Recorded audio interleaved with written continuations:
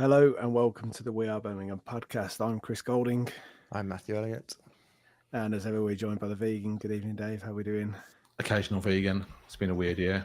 Bit of venison, bit of fish. And just so prior to starting, we did say 8:30. Obviously, as ever, we've started late. Oh shit, so... man! I didn't realise how late it was. This is our half eight. Vegans just spilled a beer, but just before we were about to start, amongst other things, other little gremlins that got in the way. It's been a while. It's been a while. We're unrehearsed. Yeah, out of practice. But good to be back. So the last one that we did was actually just before The Wembley. cup final. Yeah. How'd that go? That's well, yeah. The less said about it, the better. But little explanations, probably a catch up and explanation. So on my part, the week of the cup final, we actually found out that my missus was having a miscarriage. So it was, you don't know this, Dave, that Chewy does. Sorry to drop this on you with the camera on you. But yeah, that wasn't the best of weeks. I wasn't sure whether I was going to make the cup final. There were more important things at the time. She went to her family's so that if anything did happen, was basically so that I could go enjoy the day, and if anything did happen, then she had family around her. It was a shit few weeks. I wasn't sure whether I was going to make the last game of the season because things were still happening like that weekend. Managed to get there and get the last train up to town to go and see it. And to be fair, it was a much needed visit to St Andrews after all that. But yeah, I mean, we've been going through a lot personally, which is why on my side that podding hasn't been the most important thing in life.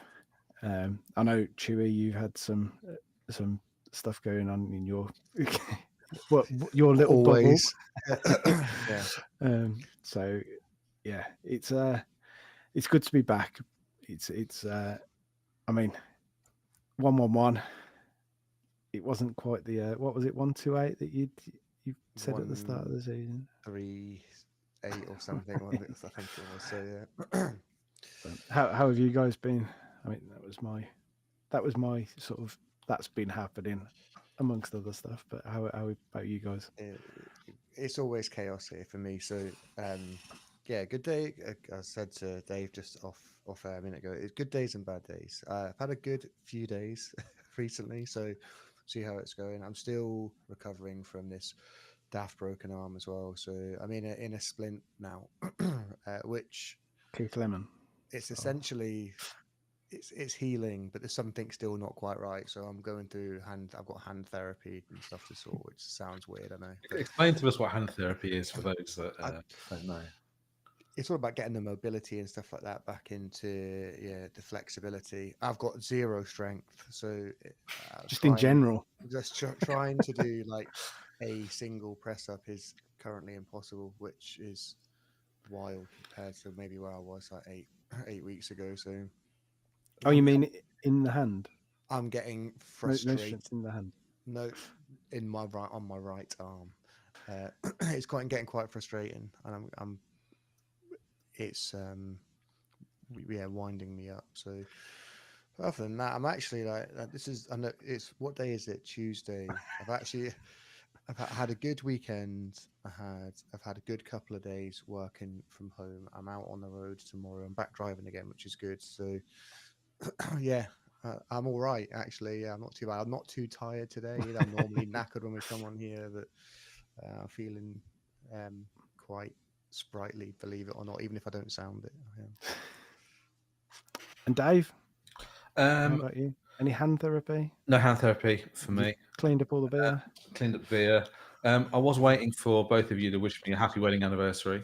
It is my wedding anniversary. It's my wedding anniversary. Yeah. I'm spending it obviously the way that the current Mrs. Jackson would like. That Chewy, are you peeling your Velcro? Yeah, sorry, I'm Is taking that a it. youth, some sort of hand therapy euphemism? Is that? Yeah, it's just a bit. It's getting a bit sweaty. It's very warm here, still like 20-something degrees. So I'm So- getting sweaty. Sorry, Dave. Carry on. Sorry, Dave. Sorry. No. Happy Happy anniversary, by wedding the way. anniversary. Yeah. So Um, spending it the way that the wife would like. Producing WAB for you two is what she would have wanted. But you went I mean, out at the I think that weekend. is actually. I think that is actually the 8th wedding anniversary gift. Wow. podcast. Podcast. Officially, Well, yeah. Actually, yeah. So Well, yeah, Um, happy anniversary, mate. thank you. Did you have a nice weekend? Did have a nice weekend out and about in Birmingham, or Sturchley and Harborne. So, yep, all good. Thanks. And same old for me. Just getting away, pointing cameras at things. Really. The job. Right then, shall we have a catch up? I don't. Do you want to talk about the cup final? I don't really want to talk Wembley. about I'd say the cup best thing about the cup final. final, on the way back in from the second half, I found an unopened double Mars bar on the floor. It's fucking brilliant. I don't remember much about it other than finding that sealed Mars bar. I didn't see who dropped it. Obviously, if I saw who dropped it, I would have returned it. You So- see, I'm not sure that I. Did you eat it? Well, I'm assuming you meant you It ate was it. You ate it. unopened. unopened. I mean, me and Dan shared it. Was that a Mars bar party? Is that what you call that? Is it? Well, we decided we discussed what to do with it. What would you do if you found an unopened Don't Mars bar? Google that. Kick it along on the floor. What Mars bar party? Is that a thing? It was a thing. It was a thing when I was a lad. So No, you're thinking lemon party, aren't you? No, I'm not. It's definitely Don't Google that either. definitely. Definitely don't Google that. We've had this problem before, haven't we, with other stuff? Anyway, I don't want to talk about the game itself. The day. Two guys, one Mars. Flying. For me, flying over, getting into London, meeting up with Me. Dave and Daniel, and then catch up with my dad and all the Ulster OSC lot as well. That part of the day was great. Had something nice to eat in the evening. Eventually, I got an earlier flight home. Which How can you not mention Bagel Bake? Bagel bake as That well. was the Yeah, best thing of so the day. that was like a little bagel cafe, like 24-hour cafe is Brick Lane. Is that it? Is Brick Lane, that sort of way, isn't it? Yeah. Awesome. The game itself, don't want to talk about, but I was absolutely gutted for about, I guess, nearly a week. I think I was really down because I'd had it in my head, and you guys know this from pretty much the first day of the season. We're going to do the double, and it was just such. I know in the grand scheme of things, it wasn't really that important, and I think someone actually said to me, "Oh, like, chill out. It's really not that deep." I was like, "Well, for me, like, It was like I was actually quite deflated about it, and it's the only thing that really took the shine off of the season for me." I know in the grand scheme of things, it's not massive, but I was genuinely gutted for days. Do you know what though? So I was really disappointed. And well, to be fair, not even after the game. For at about 70 minutes, I was really disappointed, and then I was just like, "Well, this is one that we're not going to win." So you could, I mean, you We could have haven't told that won, after about. yeah. You could, you could have told that about half an hour into the game, though. To be fair, We never looked ever, did we? that Stansfield chance was probably that big key moment where if that goes in, it's probably a completely different game. But from there, it just never looked likely. And do you know what? So I think from about 70 minutes, I was like, well, do you know what? It's been a good day. Disappointed, but we've had a good day out.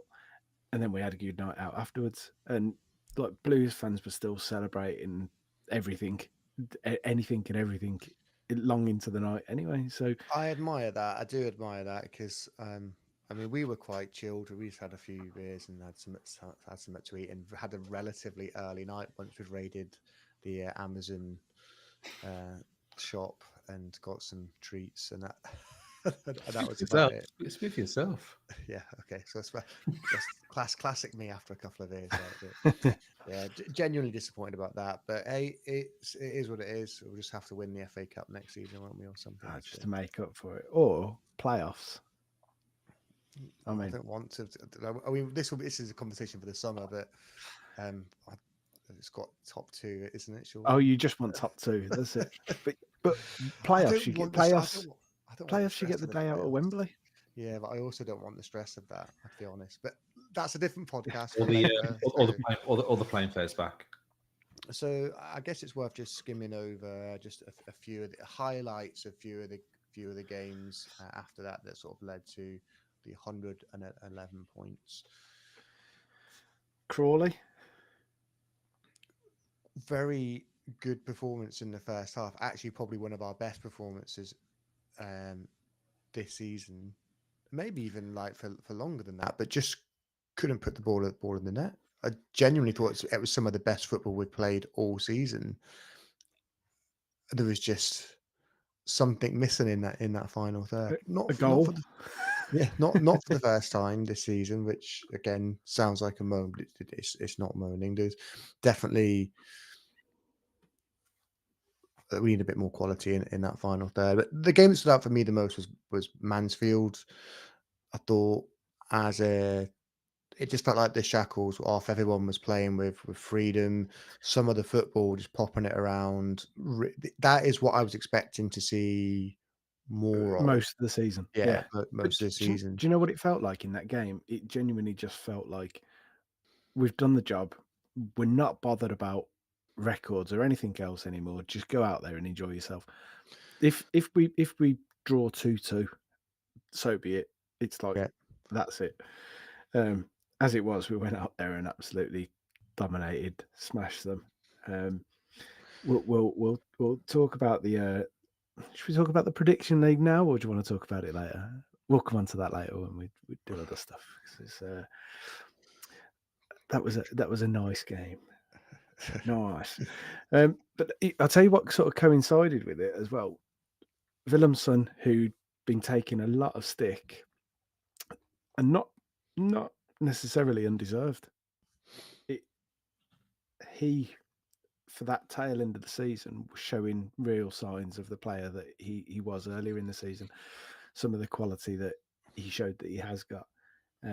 That Mansfield game, I know it's Mansfield, but he was really good.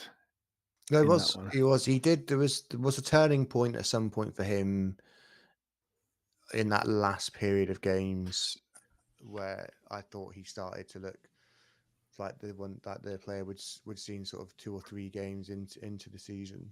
Was it maybe the Burton game? Because he started looking a bit tougher at the Burton game. Like he was like he was really up for the physical battle as well. A bit more. I can't actually pinpoint which game it was. Maybe it's something I should have looked into before we had this conversation. But I guess the last 4 or 5 games was definitely he definitely looked like that player we saw sort of that in that earlier. What do you think that was down to? You think it was down to like just fitness or confidence or just kind of? I think confidence was a massive part of it because at times he looked like this might sound disrespectful, but he looked like a lost little kid when he came off the pitch, like he was like really downbeat about things. And then in some of the other games where he was actually putting the performances in, he, like head held high, like big cheesy smile. He was really happy about them. So maybe he's just that type of player where if he's confident, it's absolutely booming and he's flying. Yeah. It could have been down to both. You know, the injuries affect people mentally as well, don't they? So I can tell you that for a fact. so I think the good thing is that he's over that now. Hopefully, he's going to enjoy this break and he'll come back refreshed for next season. And what's going to probably be a bit of a revamped squad. Question in the live chat from Zarking: do we need someone better in Thor's position? Now, we're obviously going to talk about transfers and stuff, but for me, I actually think we need someone different, someone who does a different style of job team so that you can mix it up and rotate. And I don't necessarily think it's someone better. It's someone who offers that something different that you're after. That's my opinion. I'd agree with that. Yeah, I think we probably do need a more sort of diminutive, busy number 10 potentially. So yeah, I mean, we'll get onto it. Maybe not like deep in this podcast, but there'll be one in a few weeks' time where we start doing like proper transfer. We'll probably bring maybe Ben from Blues Breakdown on, or Ryan Deeney on, or someone like that. We'll actually have a conversation about the sort of things we need, and we'll have maybe get a proper Q&A with people going on for that one. But I think it will be an area that we'll be targeting for sure. I think it's been, for me, we haven't always created enough in the final third, so it's going to be an area that is going to be that they're going to focus on in there. They've had Harris and not really used him this season an awful lot, and I'm not sure that we'll pursue that route again. Obviously, something that we'll come on to, but that is the sort of someone different, and Harris was showing signs of that later on in the season. So it wouldn't surprise me if that's the sort of style that they go, but maybe someone who's a bit more ready. And then, of course, the option of using a Lyndon Dykes or someone in there and playing him in that deeper role, and then you play Stansfield ahead of him. I think on that note, we're kind of going off on a bit of a tangent, which is so on brand. Turn up late. Some of classic WAB. Yeah. I think a lot of Jay's best work was done, or when he's been most effective, is when he's had someone like Dykes playing alongside him or in and around him. So yeah, there's going to be what we want and what we'll need is going to be a number of different options, so we can hopefully mix it up a bit. But I mean, we'll get on to that. In terms of games, after that Mansfield game, we had Blackpool and Cambridge. Anything that stand out in either of those games to you guys at all? Obviously, I think we won the last 5 in a row. We won, didn't we? Well, finished the end of the season really strongly after that Crawley game, and then obviously got lapses in a few 1-1-1, wasn't there? Yeah, but I think you can kind of understand that, because there's going to be an element of the job's done. You want to get records and whatever else, but ultimately you know that job is done. So you can understand that, and let's not forget there were rotations in there. So Hanley played a few games. Bielik start one, did he? No, he was injured for the majority. Did he not start one? Did he come? He may have come back to I could be game, but he was injured for a lot of it, wasn't he? Obviously, you had Lee come in as well. Lee came in. Games. I thought looked really good, actually. I was quite impressed with what I saw from him. Which sort of asked the question, why wasn't he in a little bit earlier to give Cochrane a bit of a breather now and then? But hey, ultimately we got 111 points and can't really complain too much, can you? No. Bielik didn't play one of them, so I don't know where that jumped into my head. I'm going to use the excuse that I was going through a lot. So, it was a strong end to the season. I think a lot of supporters checked out as well. So you talk about players sort of going, we're on the beach. I think a lot of supporters had done the same. I know a lot of people that were like, we've won. Oh, Bielik started Peterborough away before Wembley. There you go. That's what it was. Yeah. So that was that was it. It's not in the last section. I think I was checked out to a point. I still watched the games, but I was kind of less emotional around it. But I think credit goes to Davis and the players for actually continuing to push and break that record, because it was obviously something that was probably more important and spoken about in-house a lot more than we probably think it was. It wasn't just about winning the league. You know, you and in know, the end, it was like 19 points clear of Wrexham, and God knows how many points it was of third place. So and that 1-1-1 is going to be like near impossible to beat. I think For so. Yeah. someone to have that sort of season, especially that they're going to bring in new regulations and stuff on transfers and spending. Mhm. So, like that's going to stand for for a good while, if not, a lifetime. So, Yeah. fair play to them. It's nice to get us in the record books one last time for the top in that chart. And the Nelson, as they call it in cricket, 1-1-1. 1-1-1. Happy days. That's- And it's also the number to call for. Is it? It's not police, is it? Is it like the NHS helpline or something? I don't know. Does Dave know? Maybe I should know that. I don't know. Don't know. No idea. Should we try it live? See what happens. Shall we? What can go wrong? Probably shouldn't, but there's lots of things that I shouldn't do. Podcast gold. This. Yeah. Chris is now. Oh, Yeah, NHS There you 1-1-1. go. Continue. were you There you go. expecting some kind of reference to Birmingham? And, Thank you for calling NHS 111. Please press 9 to continue. Right. Just hang up, Chris. We don't Yeah. need prank calls on the phone. So the 1-1-1 also like represents some form of like spiritual new beginning, a spiritual awakening and positive change. So it's kind of Apt. but yeah, apt for the new owners and what our bright future, hopefully, almost guaranteed, isn't it? So Did you write down our predictions at the start of the season for points? Remember No, we had an we- episode.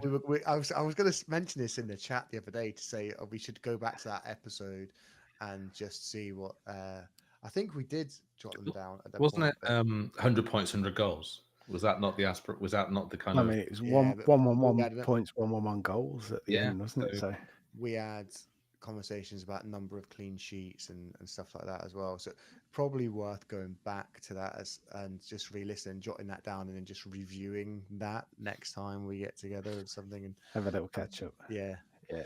maybe some sound bites on that. But yeah, it was. I know we joked about it being like 130 something points, but I think even 111 points was beyond our wildest dreams. I think we're around the 100 points barrier. Yeah. I think that was like where we thought we were going to get. But it'd be interesting to go back and see how close we were. Mm.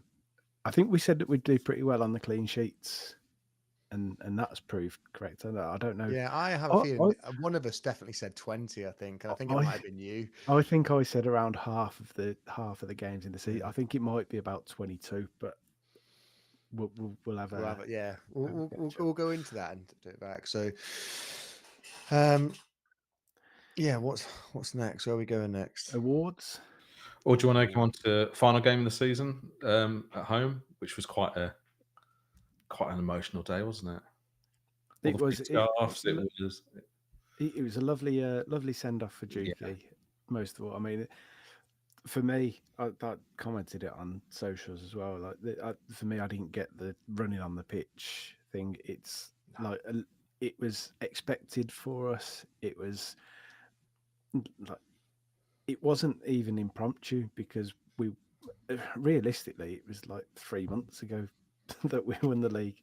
So it like, but I mean, it was still weeks and weeks before, and like it's League One, but if it had been last day, and you've won it, you've nicked it, I'd probably be on there myself.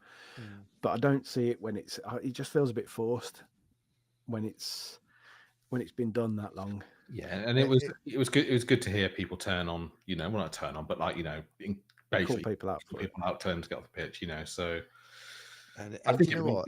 It call wasn't them just wankers. kids either. There was like fully grown men on that pitch. So obviously you guys were there.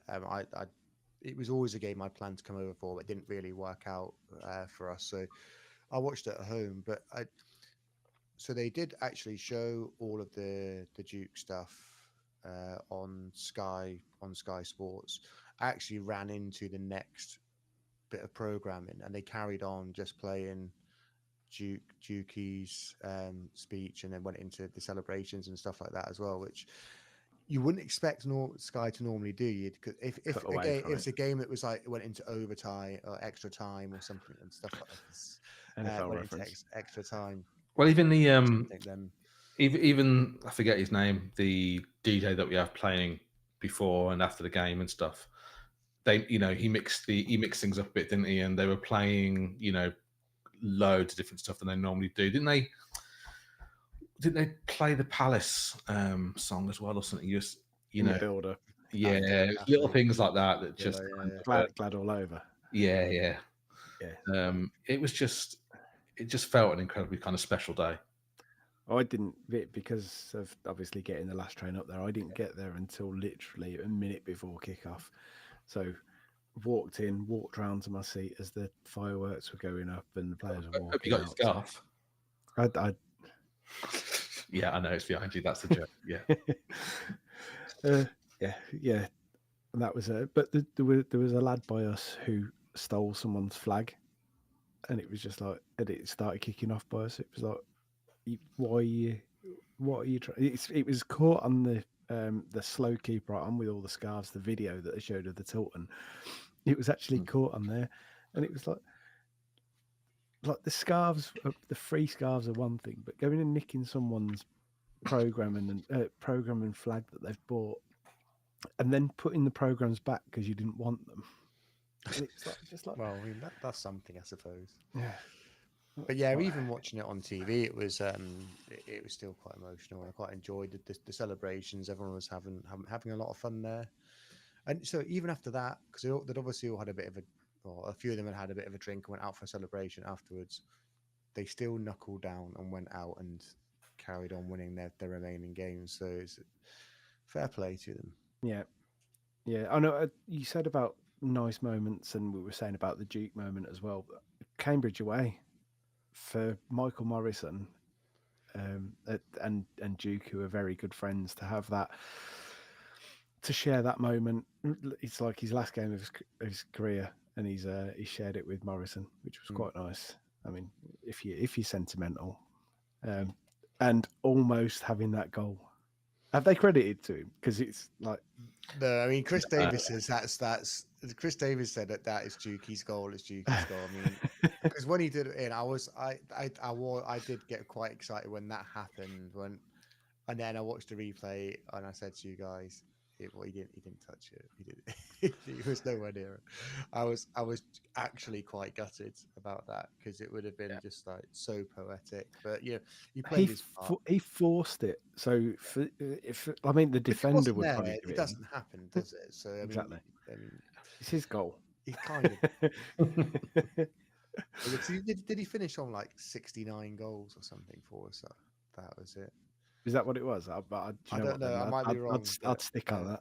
Yeah, I think it's a good place to stay. Good place to stay. So, awards then? Yeah. So, I mean, what was the supporters player? Is it Clara? Yeah, can't argue with that, really, can you? I mean, it would have been my pick. I think there were close run things there. I think Keshi would have been in the running for it if it wasn't for the injury problems that he'd had. Iwata, 100% would have been up for it if it wasn't Ethan for Laird probably as well. Again, if had been for a few injuries, would have run close. So yeah, and I mean, Cochrane could have well been in with a shout from some people, but he's maybe a little bit, because of how good Clara has been. It's just overshadowed the. Yeah, I think with Cochrane as well, like he's kind of just 7 out of 10, isn't he? He's like, he's never outstanding, and he only really had one or two games where I think he dropped below his level. And one of those games I thought was Newcastle, which is when you're playing against better opposition. But yeah, you can't probably worth, while we're talking about him as well, just saying, shout out to him for the goal at Stevenage, because it was a nice strike and a nice little reward for him. It was a very good goal. And I had to look to see if he had already scored. He hadn't, obviously, had he? But that was it. It was a good goal. He obviously enjoyed it a lot as well, and it meant a lot to the rest of the squad as well. Yeah. Really good And to then see. was it Blackpool or I think it was Blackpool. Leonard hit the bar. That would have been another player to have got on the score sheets. But Yeah. yes, supporters player. I think there were so many people just saying, yeah, it's Clara all day long, and I just wouldn't argue. Player Clara as well. It's probably a close one between him and Cochrane. We don't know for sure, but I mean, again, I'm surprised it wasn't Duke, to be fair. yeah, there was a part of me that just wondered whether that might actually happen, but besides, you didn't get some form of like lifetime achievement award or I something. thought that they might do that, but then I don't know whether Dukey maybe said like don't make a big thing out of Yeah. it because he's that type of guy. I think Yeah. he's had his moment on the pitch with the fans, so but young player. I mean, there wasn't really anybody else, was there? Let's be fair. It was kind of his by default. So something that probably we'll come on to that. Actually, we'll come on because I know that you've put in the in our opinion awards. WAB Opinion Awards. You've put one of them as biggest disappointment. Biggest that's Dukey. It's Dukey as well. That is biggest disappointment. 2-foot tackle. So I'll save that there. But yeah, I mean, it wasn't going to go to anyone else. You're right. It wasn't. Goal of the season. Now this one for me, there was. So I went Keshi Anderson. I mean, when have we ever had the chance to vote for so many good goals? And not only that, but after the vote had closed, there were still good goals after that. The Cochrane one as well. Open the vote back up. The Dow goal against Mansfield. Like there's a handful of goals, just like really, really, really, really good after that as well. But I think it was always going to be the Iwata one. Which with Iwata, you go. I think he could have had a goal of the season competition of his own. Yeah, could have gave. I thought they might have done that. I think they should have maybe done that just for a laugh. Yeah. I mean, the occasion for that goal, I guess, it's like a slightly bigger stage, wasn't it, for everything? So many good goals. Like the Keshi Anderson goal was great. Dyke's goal in the FA Cup was like the technique was superb. We should look back at previous season's goal of the season and just have a look, compare it and just see how mid they are compared to. I don't want to go back to those times. No, but that's the thing. I can't imagine that there's many goal of the seasons that we've had which have had quite the quality of goal or the range of goal scorer as well. I think if we, it'd be interesting to go back and look at the last few seasons just to see. I'm not saying there wasn't good. Trying to block all of that out of my memory. But no, you're right. You're 100% right. I think I know a few of us have said it throughout the season. Like we've been spoiled this season by some of the goals we've scored. So finally, I guess the supporter of the year or supporter of the decade really is probably more. So it's more aptly named, I think. So. Daniel finally ground down. Partisan. finally got the award and accepted it. Long overdue. Yeah, and like you say, glad he went up and got it. And I'm biased. He's one of my best friends. I know you guys are obviously quite close to him as well. So he's deserved it for a very long time. I know he's always said he doesn't really want it, and he had a big thing about like where he was going to put the actual award himself because he didn't want to put it like anywhere in public and stuff like that. So it was quite fair play to him. Could have put it in the bog. I know where he has put it. Like, I told him he should have got like his like big chain and attached it to a chain, just have it hanging around like the shirt undone, like just like with like Flavor Flav style. Yeah, Flavor Flav, sort of some hip hop stuff from like the 80s or 90s, and just rather than have one of those big clocks on him, just have this big like. Or get it made into a ring or something. Oh. A ring that goes on your hand. Entire, yeah. We'll mention Is, that. We'll mention it to him next time we do it. We've got some ideas on what he should do with it. apparently it's really, really heavy, isn't it? So yeah, heavy. Be walking heavy as around the like that. crown diamond. Yeah.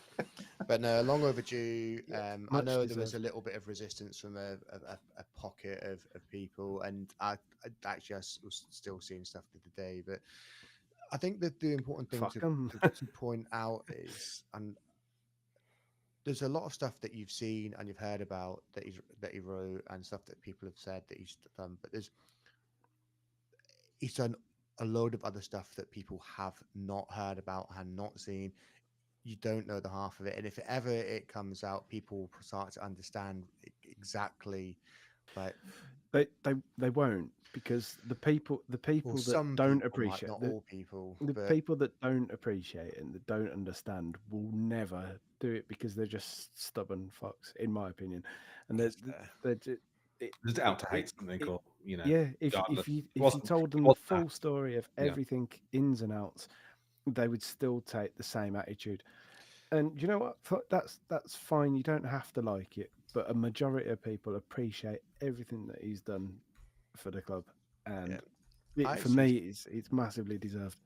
I actually saw someone say the other day that he was taking credit for other people's work, which I found absolutely mind blowing. From obviously being quite close to him for even going out to Hong Kong with him like 10, 11 years ago, etc. Like I know the sort of stuff that he's put himself through and he's gone out and done. And The one thing that I'll never forgive my missus for was that when when I didn't get to go out to where was it?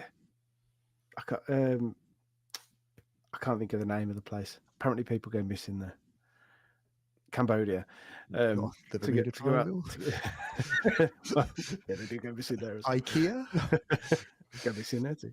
No, to go the out lingerie to section in Marks and Spencer's. no, go missing there. Yeah, to go out to Cambodia with him, because that would have been an incredible experience to have gone and done. But she was pregnant at the time, so couldn't. You've only got yourself to blame for that one. Yeah, Take it I from the know. man that knows. So. How many times? Enough. But yeah, that for me massively deserved, and like anyone that's it, if you don't appreciate it and you like just you don't need to be negative about it. It's one award for one season that he wasn't massively keen on accepting himself, but he has. Like, get over yourself. No statue though. Don't think he wants a statue. We're not going to go for like life size kind of a. I've already started the GoFundMe. I thought you were going to say you already started. I thought you were going to say you already started sculpting it. Start of the season, you were going to unveil some, I don't know, wood carving. I mean, that would Like some ice sculpture. An ice sculpture, yeah. that will last, Yeah. won't it? I'll tell you what, we'll put it out in December so that it's got half a chance. If you're good at ice sculpture, contact WAB. Contact the Blues. So that's the awards. Let's move on to our opinion awards then. Yeah, it's not really awards. It's just our opinion on certain parts of the season. So we'll let Dave ask the questions, and then we'll give our. If he can, he's closed them. I can't find them. Right, hang on. Bear with us. Oh, this is great content. Talk among yourselves. Oh, Vino's just let us know that Cover 1-0 up. So is that 2-2? 2-2 on aggregate, yeah. You sent me this. You sent it me earlier, didn't you? Right, again. Oh, I wouldn't mind. I wouldn't mind them getting to the final so that they cry at Wembley again. To be fair, I tell you what, Frank Lampard's done a much better job than I thought he was going to do. But so fair play. same. You found it yet, Dave? Shall I? Yeah, no, I found it. I found Yeah, it. you got it. Yeah. Really. Okay, so first one. Something we've covered a little bit already. Favorite goal. Favorite, not best. So whatever. I'll let you go first. So I still think it's Keshi. I still think it's Keshi because The Huddersfield. the Huddersfield one, being there for that, and the way that he feinted the original shot and then took it on his chest, and then the execution of the volley was just, for me, phenomenal. And I came away from that game saying it was one of the best goals that I've seen live. It was a huge. It was a huge win that as well away at Huddersfield. At that point, Huddersfield, I think, were doing not too bad as well. So Yeah, sorry, Huddersfield. sucked in the end, didn't they? Yeah. For me, like Sorry, not sorry. there was 2 goals, and they were both Kieran Dow, but it wasn't really about the actual finish. It was more about the build up. So you got the Kieran Dow goal against Cambridge, where we kind of Yep. broke from pretty much our own box, and there was some nice interplay, back heel there somewhere as well, and then a nice finish. But then you've got the one against Mansfield as well, where he scored the header, which I'm still not 100% sure how much he knew about it, but the build-up play was like maybe like 20 passes or something like that, and it was just it for me. That kind of just showed me how far we've come this season from the previous season. When have we ever scored a goal like that? Now, a header from about 6 yards out doesn't sound like a particularly great goal, but then if you consider Everything before it. we had the ball for about 3 minutes without without the opposition touching it.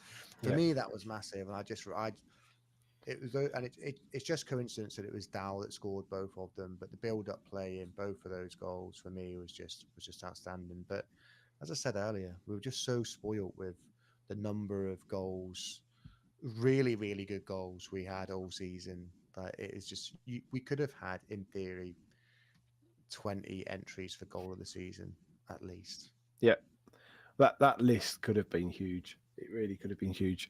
I know exactly what you're saying on the team goal, and I think with trying to like we've never scored goals like that, and the hit and hope ones, you know, you get a couple of seasons normally where you've had a shit season, you've not been playing nice football, but someone's just absolutely leathered one. I was trying to think of a few of the players that have done it before, but just a rifle into the top corner. Disappointed that neither of you have gone for Clara's goal against Cambridge. It was a terrible cross.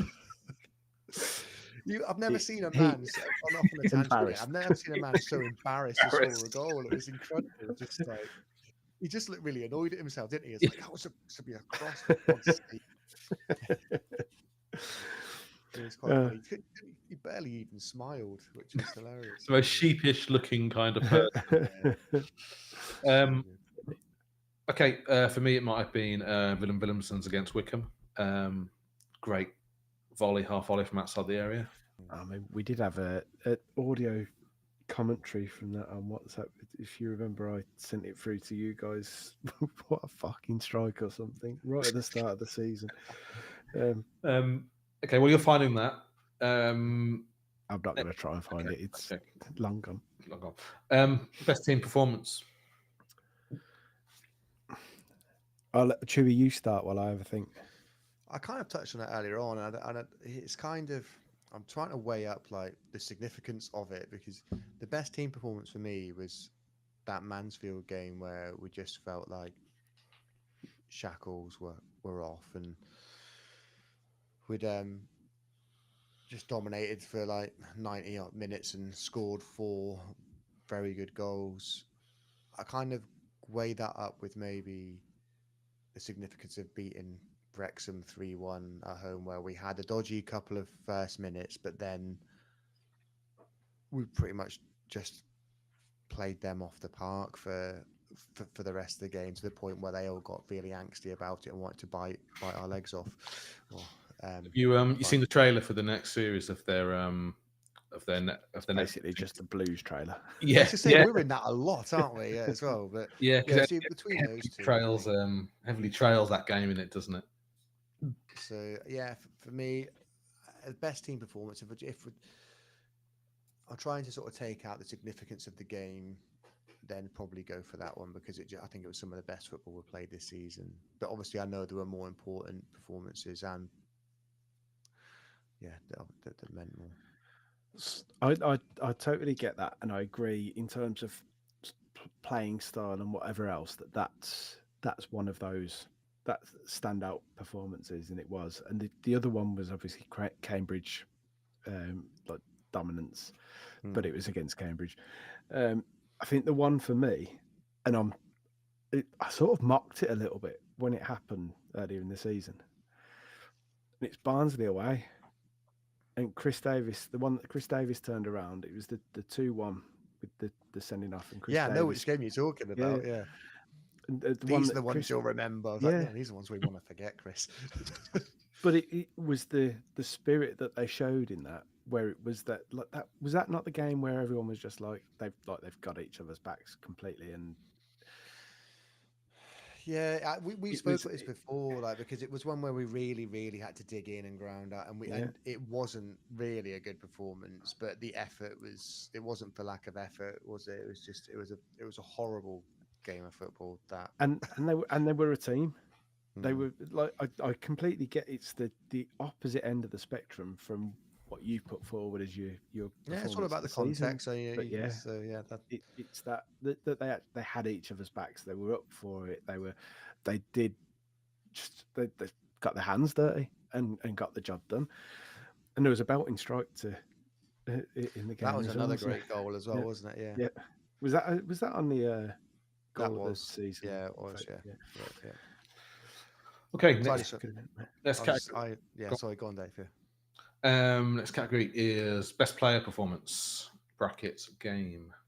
Yeah, so yeah, best. Oh.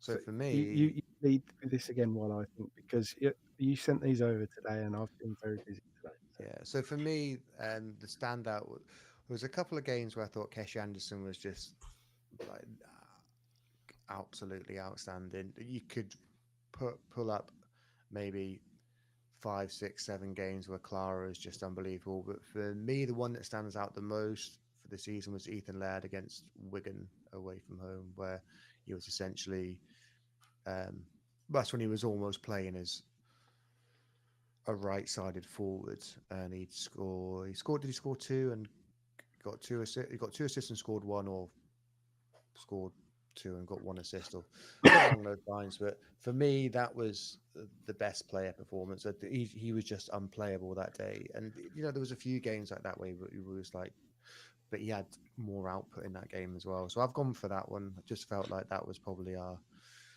I'm not sure. I'm not sure I've seen anyone smile as much as him this season either. just generally. Generally, yeah. Well, he smiled a bit last season Happy when we got relegated, and he got abuse for it. So he's all right to smile this season apparently, because we're top of the league and we won the league. Things are going okay, so it's all He's right. allowed to carry his little expensive boot bag with him around now. Not his Gucci boot bag or whatever it is. He's allowed that now. Oh, you see, I really could have done with more time today to have put some thought into this and think back over games. I'm struggling to pinpoint a player performance. I think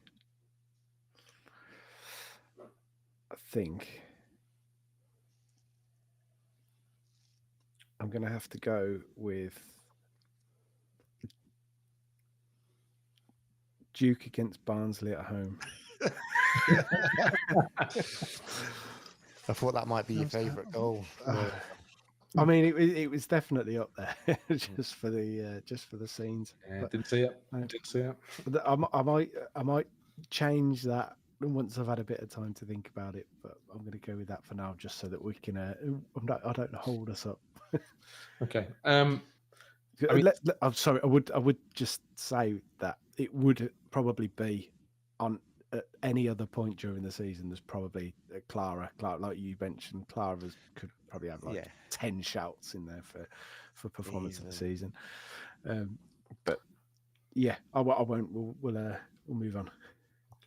I mean, despite pretty much spending the majority of the league, or the majority of the season around the top of the league, turning point of the season.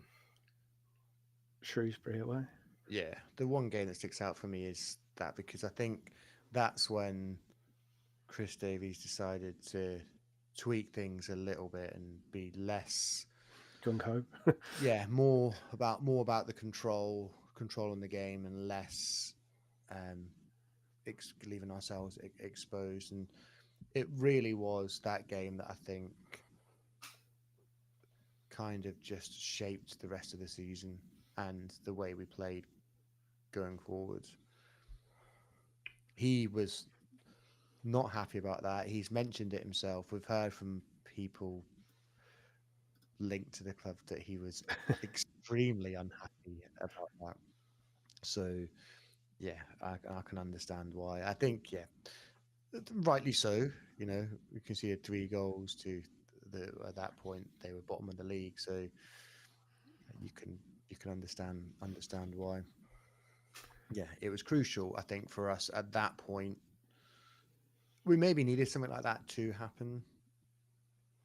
Get us on track Like a little bit. season may not have panned out the way it did.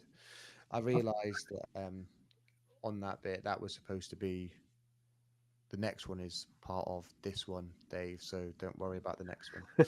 Well, This was so the on that though, I think there's a couple of them. So after the Bolton game, for example, and then bouncing back and winning the next game against Lincoln, and there's a couple of times that they have faced not adversity, but we've faced defeat and we've bounced back from it. The Peterborough game being a good example. I mean, earlier on, Zarking said the experience of losing might help them in the long run with that performance at Wembley. And you know what, the way that they have bounced back after defeat.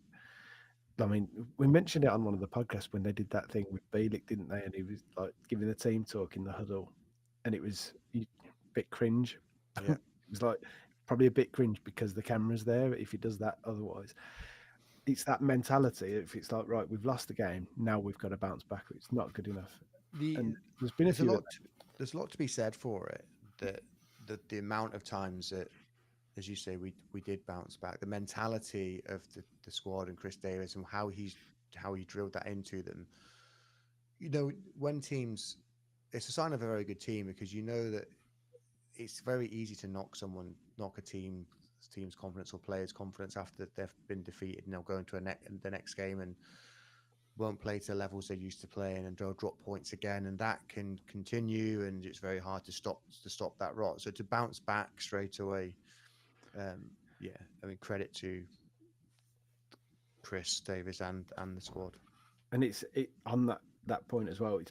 We've bounced back from what I felt like defeats, but they've actually just been 0-0 draws or draws in general. So Yeah. fair play to them. I think that there's been a few crucial moments, as you put it, but I think the turning point was Shrewsbury. That was the one where it was like it was a learning curve for him as a manager. Yeah. I think personally that there's later on in the season he maybe did realise that he needed to rotate his squad a little bit more as well. That was probably a bit of a turning point for him. I mean, we spoke about it all season long that there wasn't enough rotation, but yeah, I mean, I think Shrewsbury was the one. Yeah. Oh, UFO. Motorbike going past.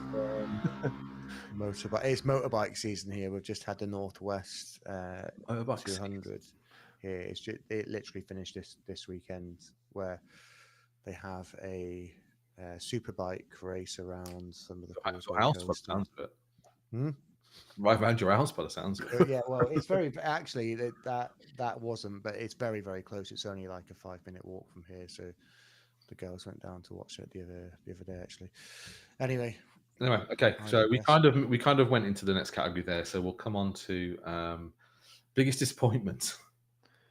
I mean, for me, this was probably one of the players, and it's one of the players that I was most excited to see at the start of the season, and it's Hansen. I think for me, that's. I mean, you might talk games and you might say the Wembley final, but for me, just not seeing as much of Hansen as we wanted, and him not being as bright a spark as I was hoping, I think that's probably the one that stands out for me. So I had written down Emil Hansen, Mark Leonard ? Not at this point him. This point in the lack of game time, even though he still played about the game. And I had the cup final down there as well. Emil Hansen is for me like it's just a wet fart. So I just don't know. I mean, he'll come into conversation a little bit later on as well. But yeah, given the stats that he had when he was over playing in Holland, you kind of wanted to see some of that translate into League One, and it just didn't happen and didn't look like it was ever going to happen. No, So it was a yeah, disappointment. I, And then it was almost like a repeated disappointment, because when he did come back and he started showing signs of, oh, there's a he got player injured here, again, he got injured. It was like missing, back and in, that's missing. so frustrating. It is just so frustrating. I still hope that there's something for next season, but we'll see. And like you say, we'll talk about that. Another disappointment for me, and it probably rolls into your next category, um, and we've mentioned it numerous times. Set pieces, attacking. Yeah, fair. I don't think we've had enough. Like we mentioned, Clara's goal at Cambridge, not Cambridge. Was Cambridge? Yeah, it was. Yeah. And do you know what? It was his first goal in the league for the season. He only got the one against Walsall. But for me, I thought that he might have had like a bag full this season. He's an absolute colossus in the air defensively. I just thought the other end of the pitch that we might have a few more, and not just him, but for a few of the others. And it's a minor disappointment, but I just thought We that actually like started to put in some good corners towards the end of the season as well. Like I think it was Ethan Laird that scored. Was that against Mansfield? That was against Mansfield, wasn't it? The first goal, the header at the back yeah, post. They tried that a couple of times, where it gone pretty much just gone straight out of play on the far post. So they'd obviously there's obviously something they'd worked on previously. So they're obviously they know that they'll know that and they'll work on it. But yeah, completely agree in terms of set pieces. that sounds really negative, but it's like it's a minor thing in a season. What do you 100, think what we've managed 111 to goals this do, season, what we 111 achieved? points. It's like We were third, the third or fourth lowest goal scorers in League One um, from set pieces. So the least goals from yeah, set pieces. I yeah. think from I think it's fair. I just think I think we were one of only two or three teams that didn't score direct from a free kick as well this season in League One, which is also another thing. that Because Leonard one that hit the bar. Then if that had gone in, it was, it's just wild when you look at the players we have, and we didn't manage to score a direct free kick, and our set pieces were we disappointing. we were too busy getting into the box for penalties, mate. We didn't hang around Yeah, outside. there was that. Yeah. What have we Okay. got Yeah. next? So Can we- that Go on. go Sorry. on, Dave. I was No, gonna no, I say, was- coming on to the next category, or you? yeah. What would we change, improve? I mean, that kind of falls into that one as well, doesn't it? In terms That's of what I said. set pieces, yeah. So Yeah. Any more on that, or we come into the final category? I think attacking and defensive set pieces are something that I would look at, and I think that they Defensive will set look at. pieces are actually sneakily actually a bit of a problem area for us, but we managed to get away with it quite a few times. There was moments where we dominated the box when we had the opportunity. Ryan Alsop is a problem on set pieces when it comes to like the ball almost like bouncing in his 6-yard box or letting the ball basically sitting back and letting defenders go for it. He gets a pass for it because of how well he's played this season, but he won't get away with that in the championship. And I think we'll come on to that later as well. But for me, ball carriers, some more pace, out and out. But it's something that's going to be addressed probably in this summer window, so we won't focus too much on it. But yeah, I think it's set pieces thing. I think is a fair shout, but I would have liked to see a bit more pace in that final third and more shackles off ball carriers type. But you can't complain too much because of what we did. Zarking on the chat has said we definitely need the dead ball specialist in the transfer window. Our delivery hasn't been good enough this season. I think at times the delivery's been all right, but we've played a really nice ball And there's and been everyone's gone, zero movement, yeah, zero yeah. anticipation. Really, yeah, But really well. there's been a lot of times also where Beck or I corrected myself then. Did you notice that? Beck or Dow or whoever else has taken them has hit the first man and just Yeah. not cleared that first man. And like, I think one of the best games for delivery I saw was Exeter away, and Cochrane was taking them from the left hand side, and he was putting in some belting crosses and barely saw him again. I think we saw him take one outswinger at one of the last home games of the season. It might have been Mansfield, but then he was quickly like dragged off that one. But yeah, I Okay. mean, Go on. I don't know about the specialists, but better delivery. So whether that's someone that can someone else taking them, but I think it's more about actual movement in there and just a drill. Okay, final category. Biggest shock. That we only got 111 points. How easy it was. How it could easy it was in the end.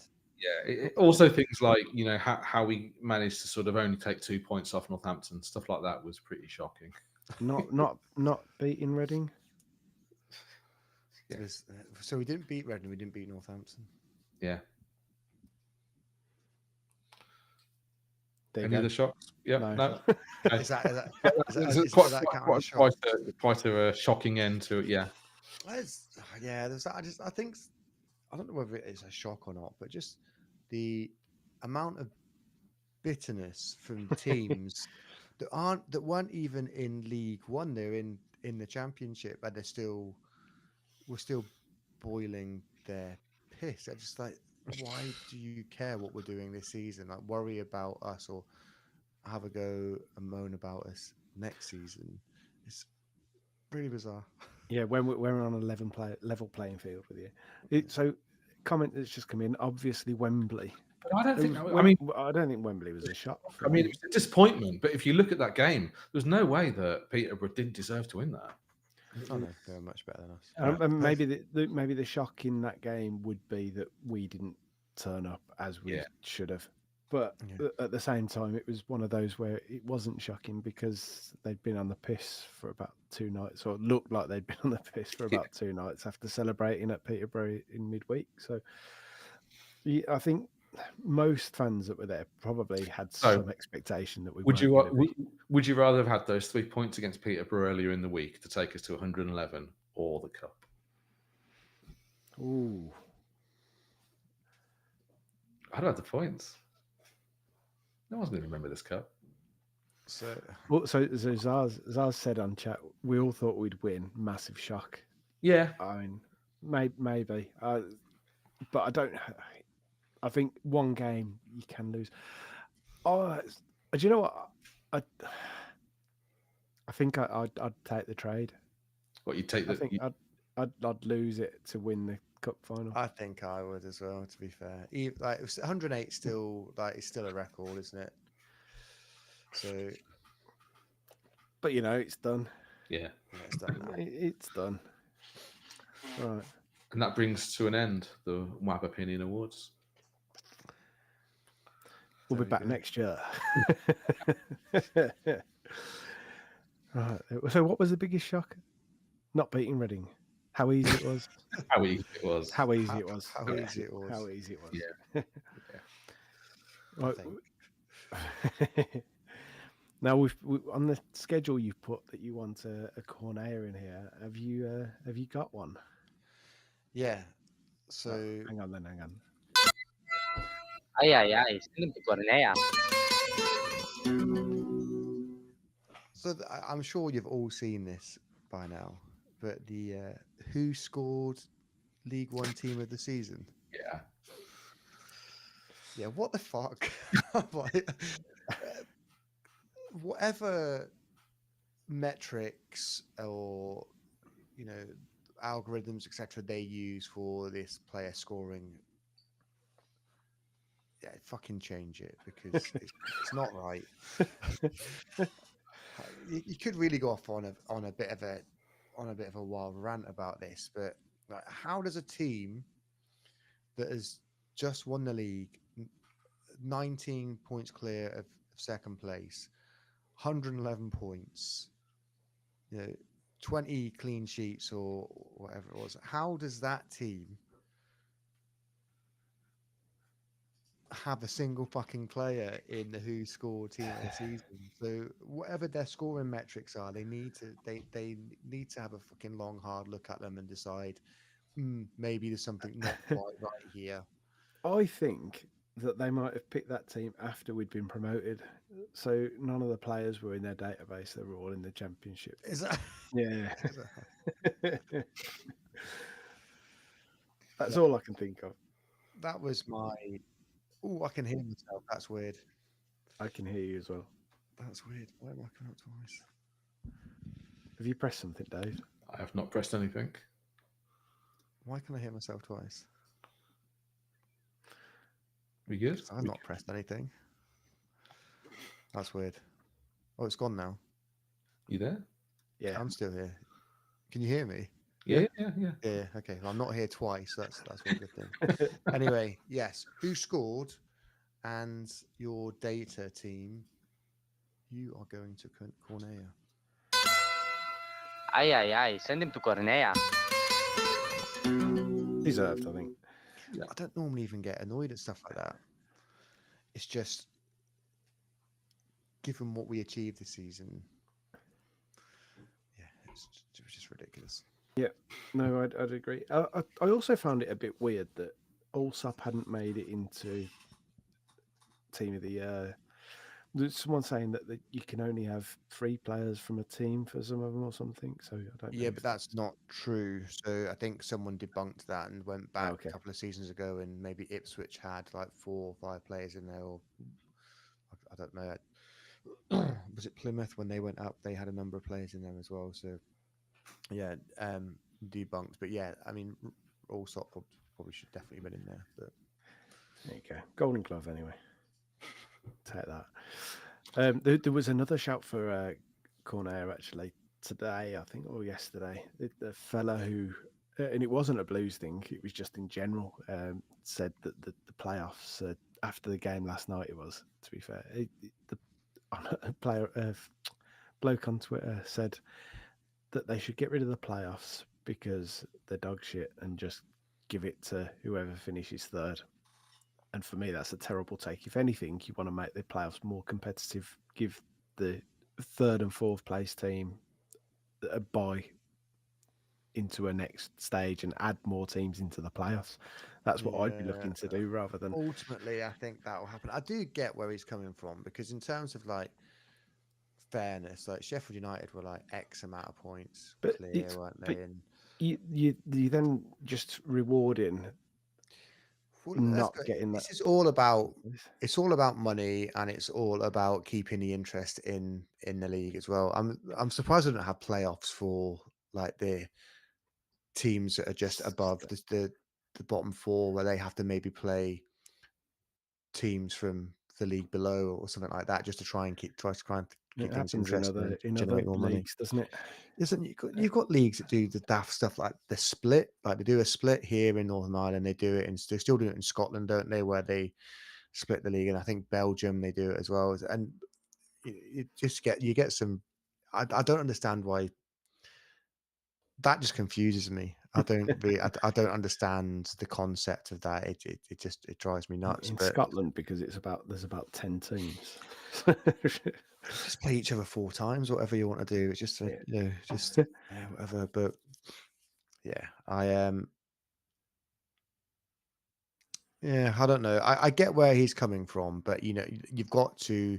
It's in the interest of the Football League to keep interest and competitive. So if you don't have the playoffs, and is it like this season in the championship, for a majority of that mid-table lot of teams, it would have just been dead because they were that far behind. So the playoffs has made it interesting. that that those teams are still competing right up to the last day. That there's that number of teams that, or the last couple of games. No, I understand why they do it, but I can see it from both sides. But yeah, ultimately, what you're saying makes the most sense. I mean, we've been knocked out of the playoffs enough and missed out on the playoffs enough. But that for me, I think it's got to stay. If anything, you got to encourage it to be more. Just sent a message. The playoffs are amazing. Great game tonight, by the way. So missed out on that. So still 1-0. It's gone into extra time by the looks of it. So it certainly sounds like Coventry have been pretty good. But... Yeah, still an extra time. Right. Okay. We're ready for the next feature that we haven't got a sting for. I thought you were going to surprise us with you and your jingles. I haven't. I mean, I can play the. No, I think you're going to sing something then. Transfer Tinder. Just do that again one more time for us.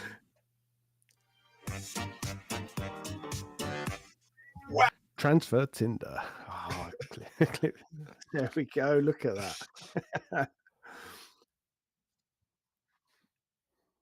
Right.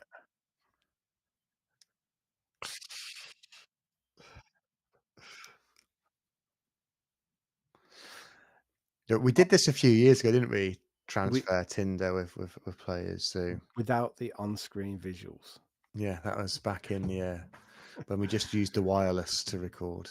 Yeah. I think at that point we were just recording either through through an iPad or my phone.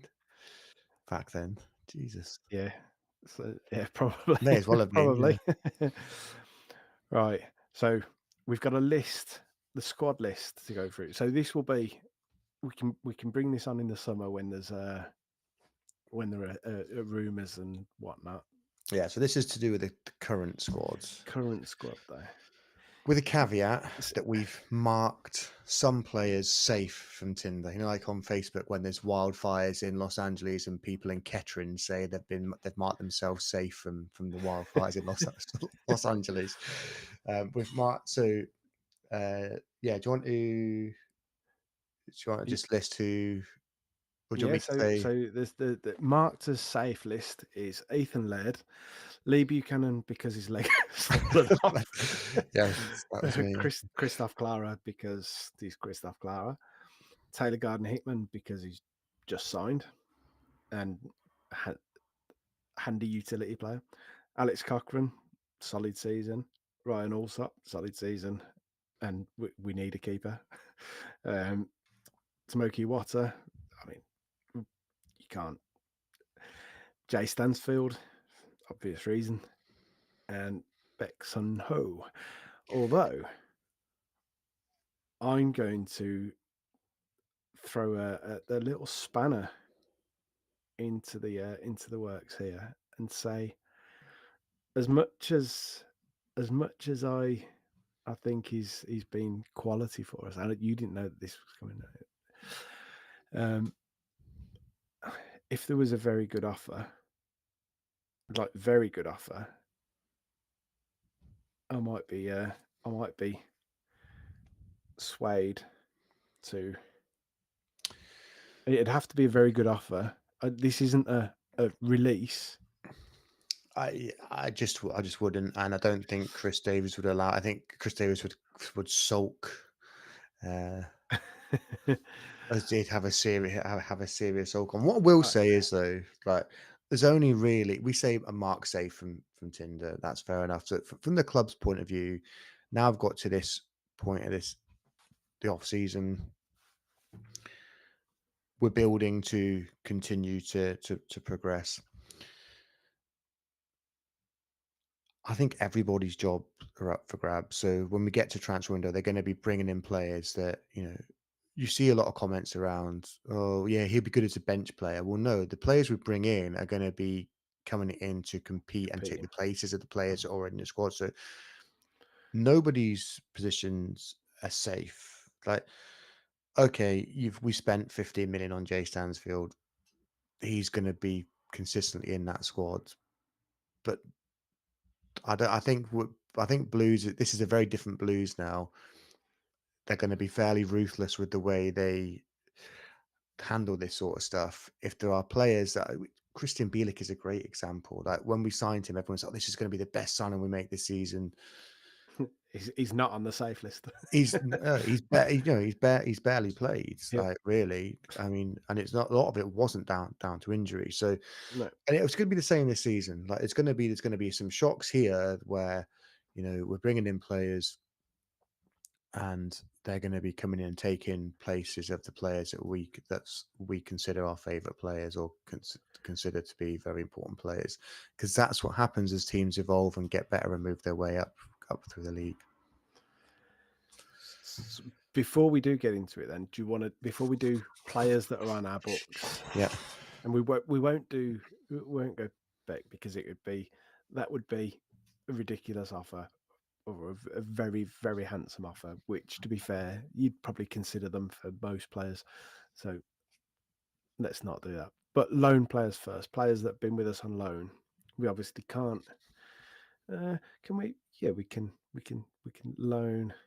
Yeah, we can loan, can't we? No, that way. So right, Ben Davis. If the price was right, I think we'd keep around. But I think it wouldn't surprise me if for me personally, that we'd be looking higher. We'd be looking for better. We'd be looking for maybe someone younger to come in. Right. We've got him as So well. let's go through because they're on the list. He's on the Are list. they on the list? Yeah. So I'm pretty sure. I didn't know I didn't think you'd put the loan players on there. You haven't. They should be. No. Right. So start. No. Yeah. No, they're not. I must have. That's why I was doing the loan players first. Right. Okay. I thought I'd used your list. Were they not on there? Loans were in the previous one, and then I didn't put them through the safe list. Absolutely your fault. So let's. Okay. Go. Start with Ben Davis then. Yeah. So me personally, I think if there's younger and someone with potential, I maybe go there. I don't think a loan's. Don't know. Would a loan be out of the question? Probably. I don't think we're going to want to do loans, especially not earlier in the season. I personally think that I would go edge that way. But I think that Blues might look for a deal and try and keep him on. But I would do that, I think. But it's only because I think he's been outstanding.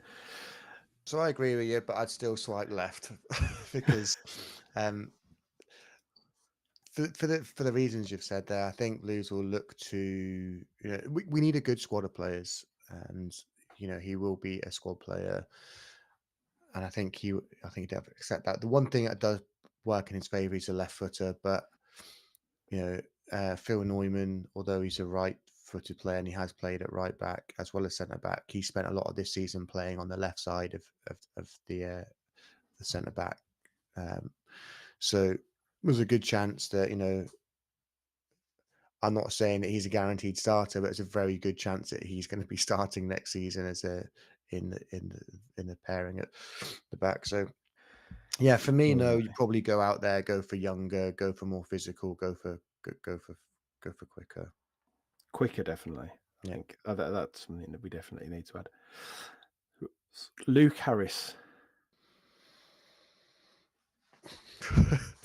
Definitely swipe left. I have literally no interest in bringing Luke Harris in. No offense to him, but I don't think he impacts the game, impact games like we need him to. He's quite busy, he's quite industrious, and he makes some good breaks into the box, but maybe we didn't see the best of him. We probably didn't actually, because he had a very stop-start. But for me, I can't see. It's a step up as well now. Yeah, I can't see how much he adds to the team.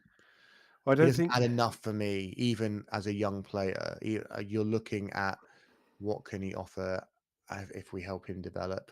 I've just not seen enough there to want to invest in it.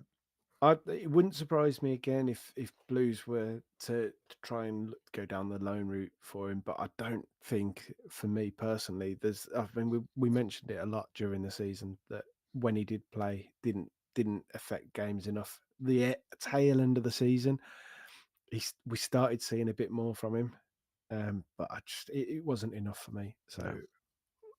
I'm gonna. Okay, I've got to get used to the way that this goes. Right, Kieran Dowell. Yes, I would. Simply because you look at he had a patchy around the cup final, 2 or 3 games around there. He went off the boil a bit, but you look at just the way he connects play. He was always involved in most of the good things we were doing. I think he got 10 or 11 goal contributions in effectively half a season.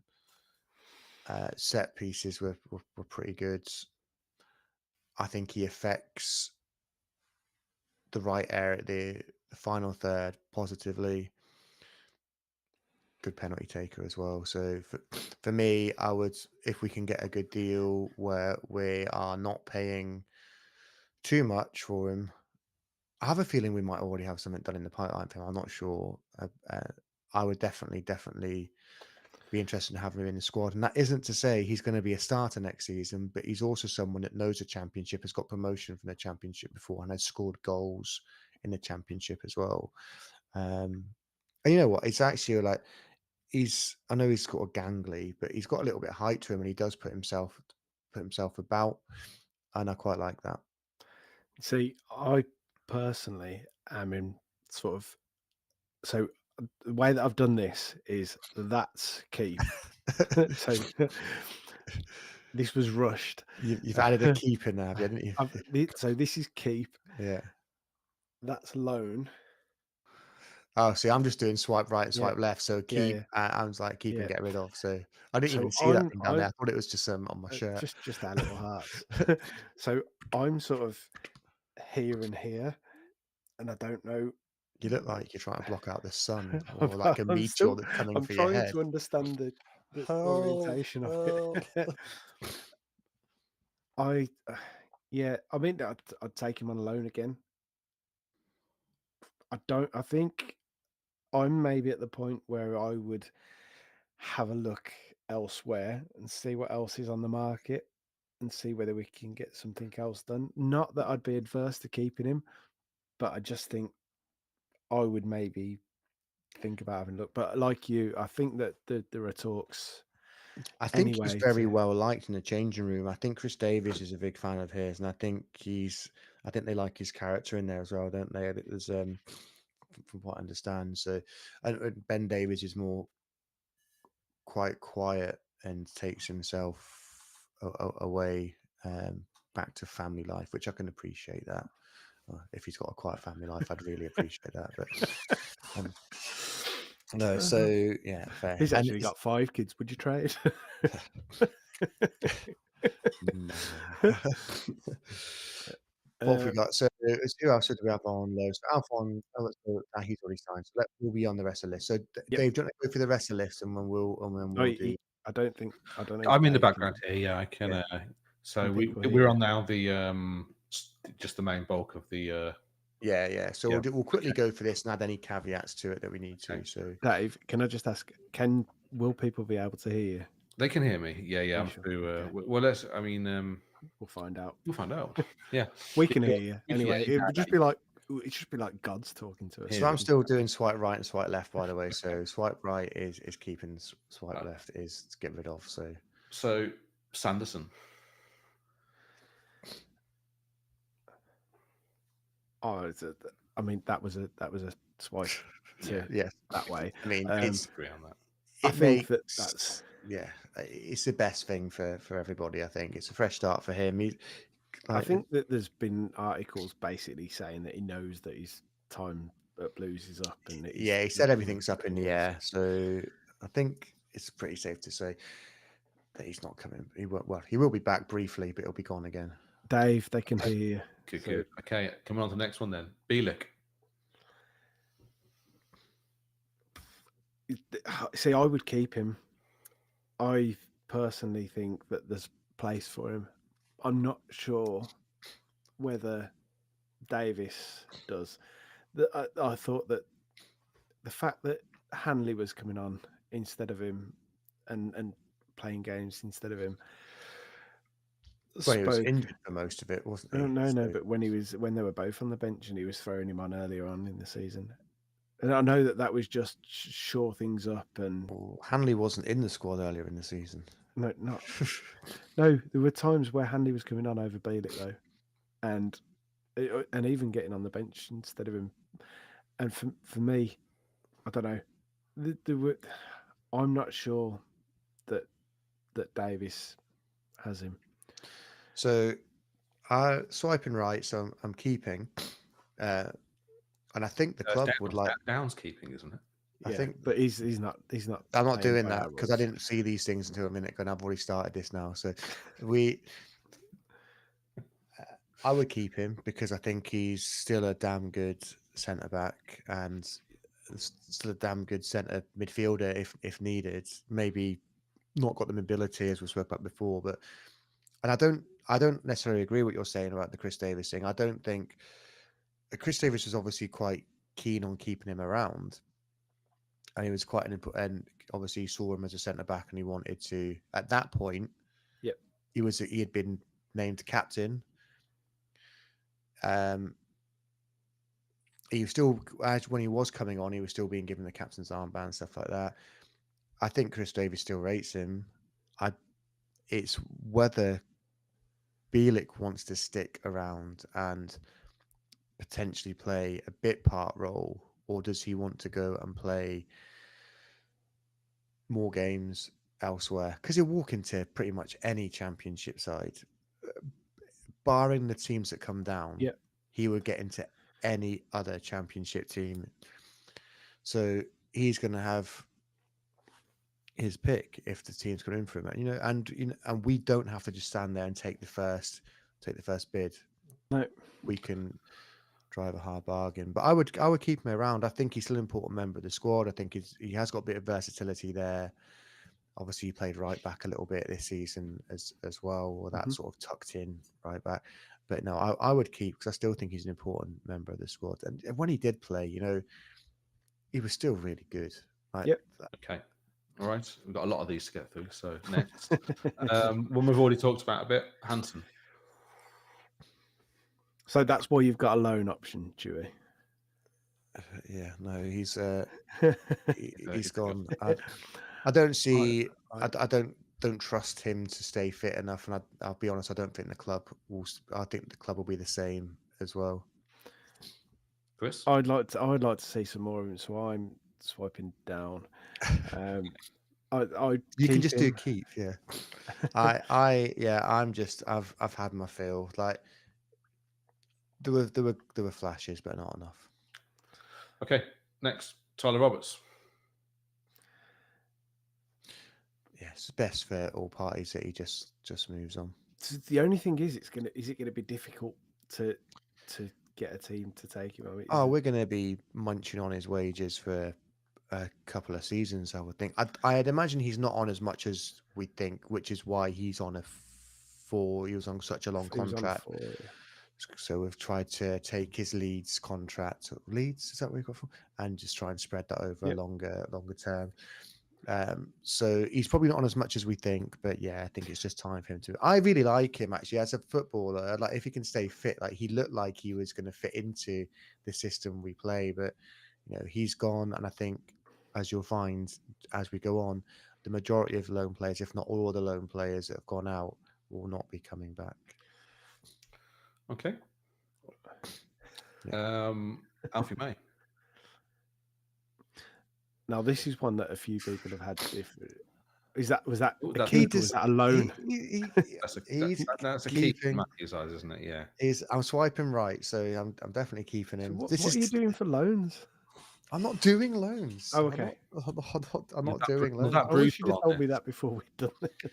Well, I mean, I put in a description at the top of it. I'd already done it. Right, left. Yeah, he deserves a chance to play in a championship, and he's well aware that he's not going to be first choice, but he's a natural goal scorer. So I think ultimately, he's going to be a very useful player to bring on because I know he's like 30, 31, 32. He's still very, very busy. Still gets him. Still he's still a bit of a nuisance. He's no finish. Good finish. He's not finished. Definitely keeping. He deserves the opportunity to have at least a season in the championship. Worth I it too. for worth it at least for that tweet that you put out at the end of the season. On the back of that, he deserves it. Was this the bet? Yeah, because we maybe get fined and suspended from playing for having a bet on scoring a goal in the championship.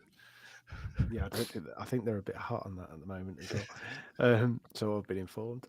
I too am going to keep him. I think that he's the type of player that can, I think he'll be happy to sit around on the bench for a season and take his chance as and when he gets it. And take his money.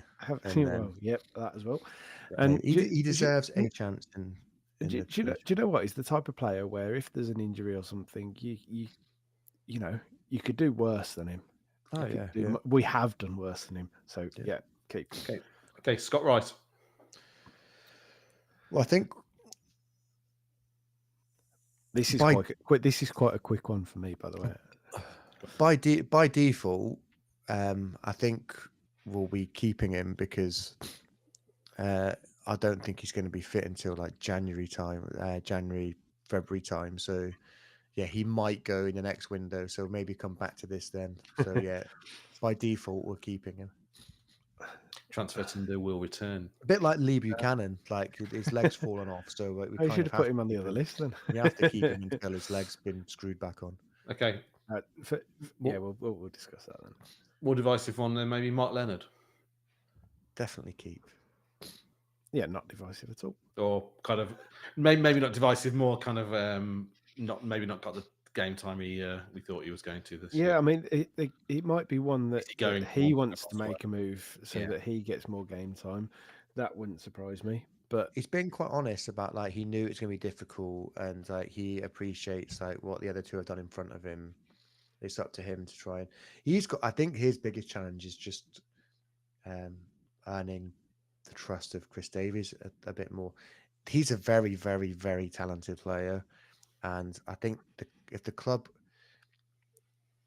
are smart enough to know what they've got on their hands there, so yeah, I think they'll keep him because if you keep him, even if you kept him for a season and then he wanted to move on afterwards, I think they could make some decent money on him. For the benefit of those watching, Matthew, could you reposition yourself so the left sat right in left the cracks. arrow is not on the nose? right. There we go. In the middle of the screen. That's actually made it worse. And you got it. Let me see if I can move the camera. Oh no, don't do that. That'll reframe everything. Okay. Keshi Anderson. Keep. Yeah. Deserves another chance in the championship. He's been, super. I think everything that we've just said for Alfie May as well stands on that. I think that he's professional enough to stick around and if he's not starting games, to just play his role as and when. Let's not forget he had the opportunity to lance us last season. Rotherham, and he didn't. I think Sheffield Wednesday or another team that were in for him as well, and he had the chance to go, and he didn't want to. He wanted to stay, fight for his place, and he's been a crucial member of the squad. Yeah. Okay. Off Sunderland game is about to go to penalties. Alfie Chang. So this loan thing, I know has he got a year left on his contract? Yes. I think I would try and get a new contract for a year and loan him and see what development he made. I can see that we might cash in on him and that we might go that way. I'd like to see if that potential that we saw before can be seen. I mean that the injury that he had really set him back, but Walsall fans saying that he's been outstanding, granted the level that it's at. Yeah, I mean, what is he now? 23. He's not as young as we think he is.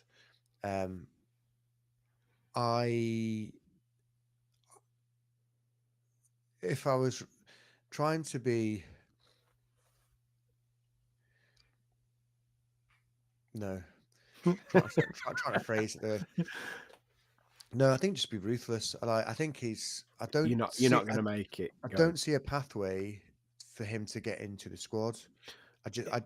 Or into the team, whether he goes out on loan somewhere. Do you know what? That's ultimately not where I'm thinking though. So my sort of brain is taking me that if there's a year extension on his contract and Warsaw go up, he gets a loan with them.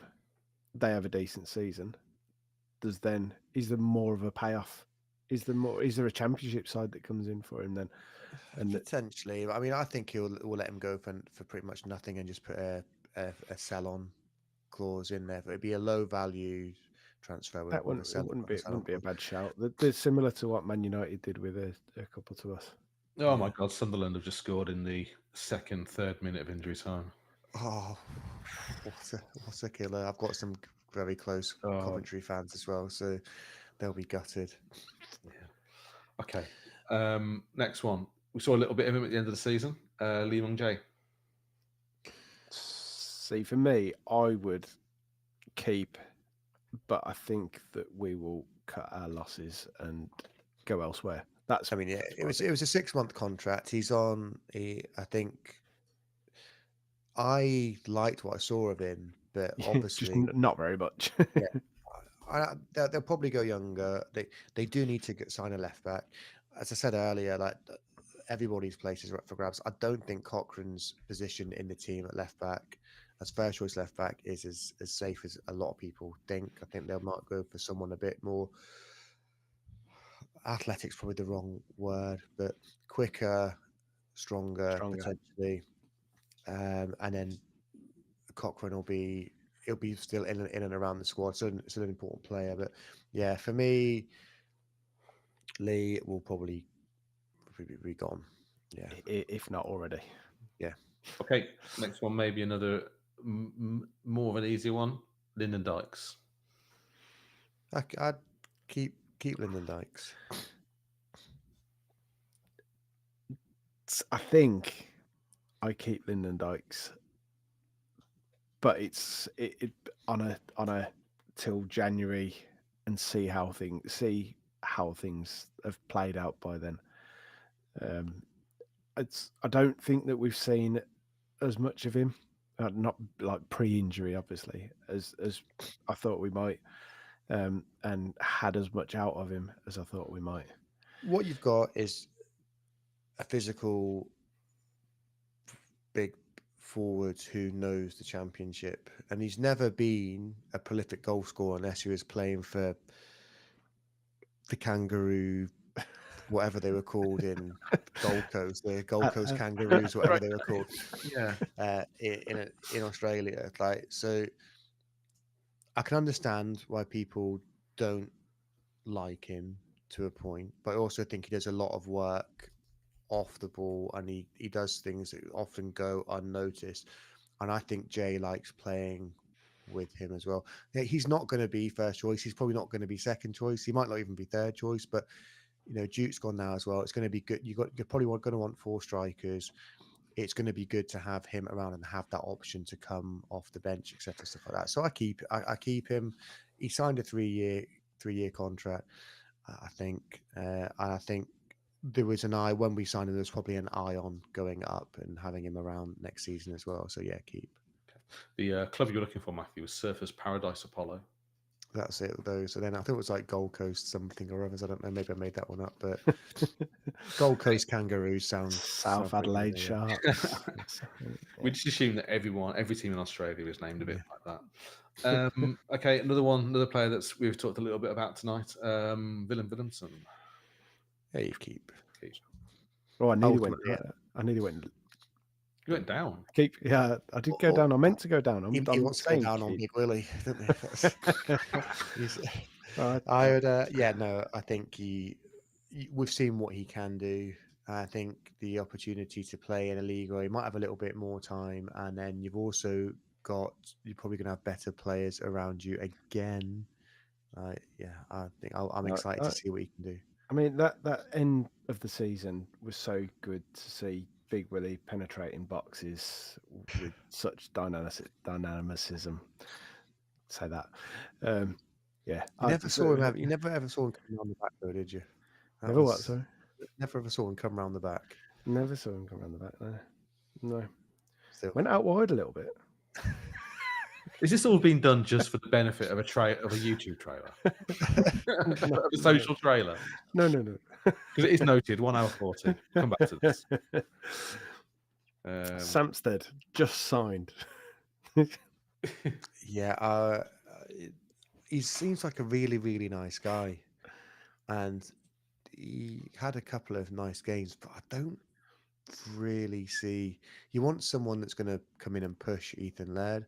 Now, technically, Phil Neumann could potentially do that if he was to play right back. I think he's going to be used solely as a centre back, though. I could see Samstead going, so I'm going to say let him go. Which sounds really harsh, but he barely played in League One. What's he going to do? Even when Ethan agree. Laird was I agree injured. with you. I think that he's if Garden Hickman was getting over him for a long time, and there was just such a bizarre deal thinking about that as well. But if we'd have been relegated, then he would have come back. I think he seems like a great lad, and he's absolutely buzzing with his goal as well. But I can't see. Maybe I'm wrong, and hopefully, he's done enough to score himself a place, and he could be one of those that if he kicked on. But we'll see. I'm personally going to have a heart and keep him, but I can see he's Davis. Go on, Dave. Next up, Brandon Keeler. Loan. Yeah, so keep him. I think personally, I think that I would loan him to Bradford if did they get promoted? They got promoted, and he needs a loan in League One next season. I would keep him. I don't think Bradford's the move for him. So I've got a friend who's a Bradford fan, and he said Keeler's looked great when he's played, but the players that he's come in for when they've been injured, as soon as they've been injured, he's been back out of the team. That for me is a problem, because he said that I said to him, "Would you have him back next season?" He said, "Yeah, but it'd be on the same terms in that he's not going to be." He played a lot more. He started playing a lot more, though, didn't he? I think that was maybe injuries though that towards the end of the season. I don't know. I haven't followed them, but yeah, that was his view. I would want him going somewhere where he's going to be. Like, we want him to be starting, and he develops because he needs games. He is the only lone player that we've sent out that I think we will keep. I have a feeling Chris Davies quite likes him. At left back. Anywhere really. I think that's a development thing as well. Yeah. Like, I think he likes. I know we spoke about that. Yeah. Okay. Next up, Grant Hanley. Yeah, he's a goner, isn't he? Oh, Chris, thanks for your service. Yeah. Yeah. I mean, I don't think he did himself any favours at the end of the season. Do you know what it reminds me of as well? I sometimes look at him. You know where they say when you've seen that picture. This sounds fucking terrible. I might just maybe you shouldn't say this. No, I'm not going to say it. He reminds me of. No, I am. He reminds me of the picture of what a human would have to look like if they survived a car crash. Have you seen that? No. It's really like the basic human, like stop. The head's like this. It comes round. If you Google it, you'll see it. But is this what you look like after your car crash? No, because my car crash was at like 15 mile an hour. I know. Okay. Moving swiftly. You've Googled it, haven't you? Yeah. And am I wrong? I don't say he looks exactly. It just reminds me a bit of. Okay, moving swiftly on. Well, Chris in tears. Matthew, you can start with this one. Yokoyama. I would personally keep him, but I think he's gone. I think there's already a deal in place for him to leave permanently. So yeah, on that. Golding.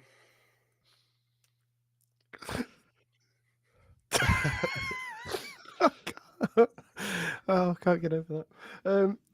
Exactly the same as Matthew. I would keep him, but yeah, I think he's gone. Okay. George Hall. Uh, I, I don't know if that potential. It's probably another similar one to Alfie Chang.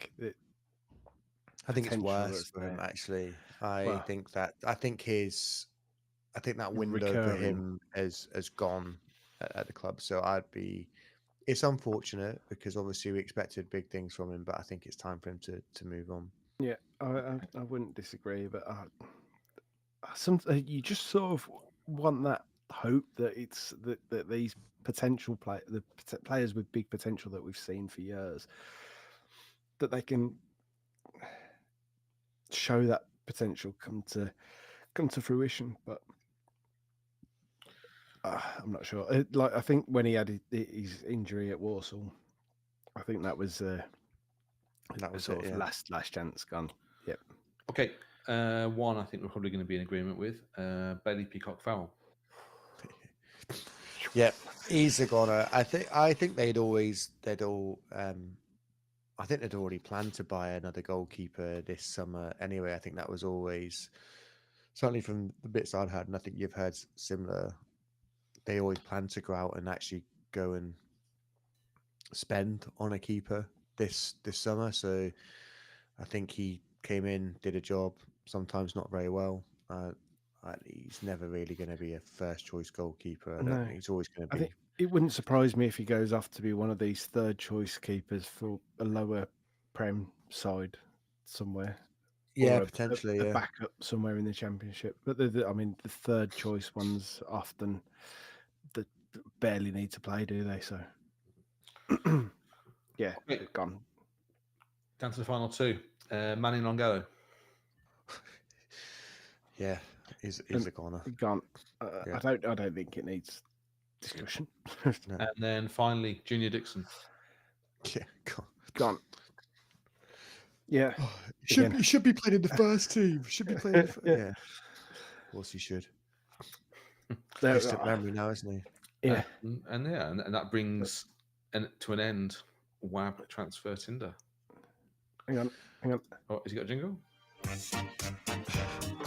You're gonna have to play that Transfer again in a minute. Tinder. Hope you all Right. enjoyed that, and it will be back when we've got some transfer rumors. Yep. But I'll modify the template. It gives you time to make a jingle as well. And So this the end of the podcast, isn't it? Pretty much, apart from Wagner of the season. Do you want this? Wagner of the week. Season. So we all get to choose one. So I'll let you guys choose while I have a think. Well, actually, I think I wrote okay. I've got quite a simple one for while you two are thinking.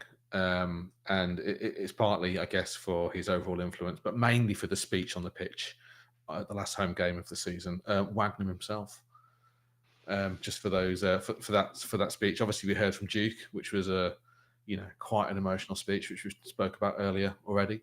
But then for Wagner to come on and make that, maybe he had it in his head what he was going to say, but the payoff line of what is it? This isn't the best you think, not going to be the best day we spend it together, not even fucking close. It sounded very good, didn't it? Just like you did then, Dave. I think you nailed that. conviction. Yeah. I've been thinking about what it was going to be, and I'm going for the man himself. So, yeah. Who's next? Completely fair. Yep.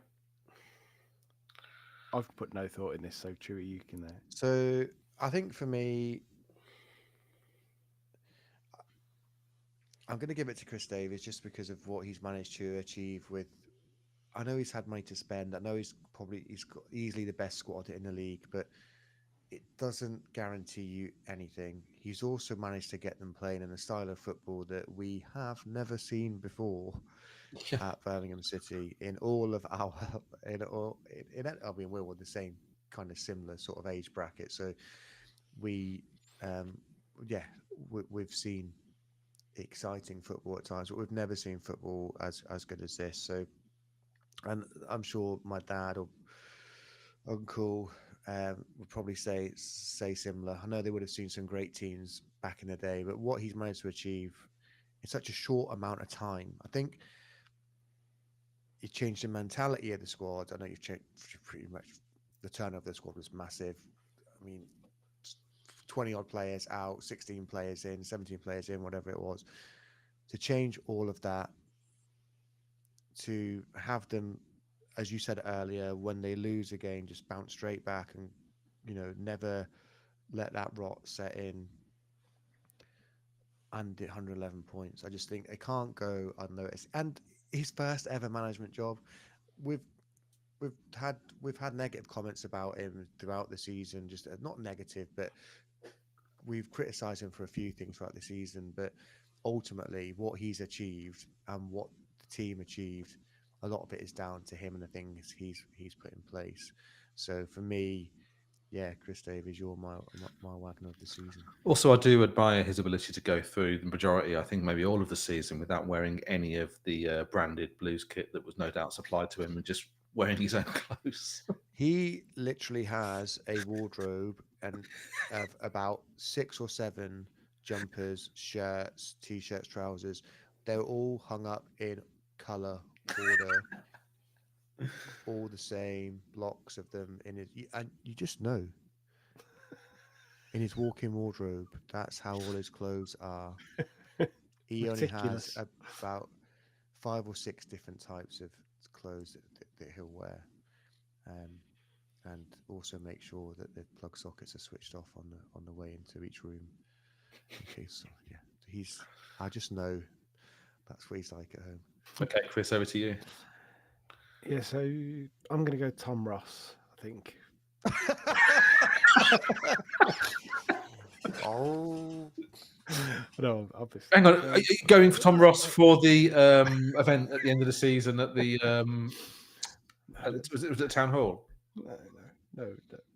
Let's not dwell on it. So, I mean, Tom Ross will turn up to the opening of a packet of crisps.